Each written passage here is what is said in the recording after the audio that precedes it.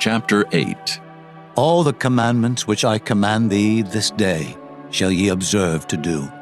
that ye may live and multiply, and go in and possess the land which the Lord sware unto your fathers. And thou shalt remember all the way which the Lord thy God led thee these 40 years in the wilderness,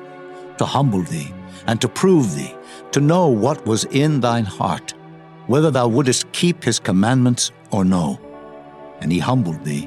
and suffered thee to hunger, and fed thee with manna, which thou knewest not, neither did thy fathers know, that he might make thee know that man doth not live by bread alone, but by every word that proceedeth out of the mouth of the Lord doth man live. Thy raiment waxed not old upon thee, neither did thy foot swell these 40 years. Thou shalt also consider in thine heart that as a man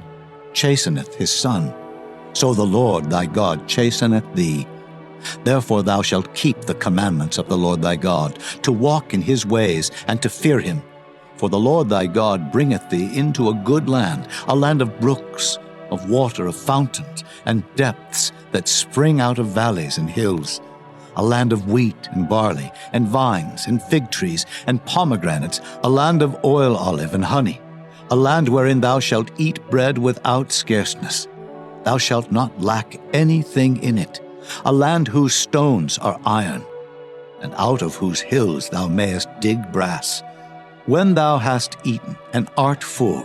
then thou shalt bless the Lord thy God for the good land which he hath given thee.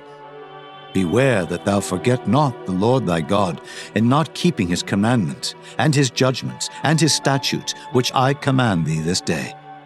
Lest when thou hast eaten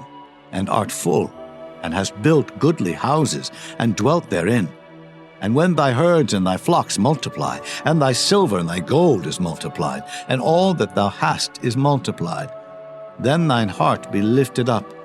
and thou forget the Lord thy God, which brought thee forth out of the land of Egypt, from the house of bondage, who led thee through that great and terrible wilderness, wherein were fiery serpents and scorpions and drought, where there was no water, who brought thee forth water out of the rock of flint, who fed thee in the wilderness with manna, which thy fathers knew not, that he might humble thee, and that he might prove thee, to do thee good at thy latter end. And thou say in thine heart, My power and the might of mine hand hath gotten me this wealth. But thou shalt remember the Lord thy God,